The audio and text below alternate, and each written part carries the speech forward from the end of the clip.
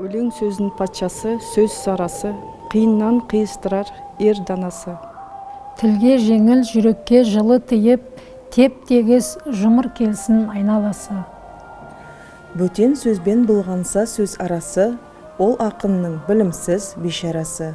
Айтушы мен тыңдаушы көбі надан, бұл жұрттың сөз танымас бір парасы.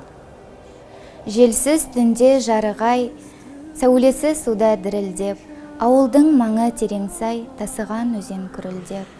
Қалың ағаш жапырағы сыбырласып өзді-өзі, көрінбей жердің топырағы, құлпырған жасыл жер жүзі. You are the light of my eyes, you are the light of my soul. I am ailing because of you. There is no cure, the wisest Kazakh, who throughout the ages would never find in the world one such as you. Weeping, I sing a song. I will burst into tears. If it's a matter of words to find for my darling, stern and distant, I sing about my love.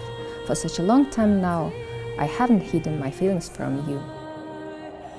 Mondlicht überlädt die Nacht, bebt ein Wasserspiegelbild, liegt auch der Aul im Schlaf, rauscht des Flusses Wirbelspiel.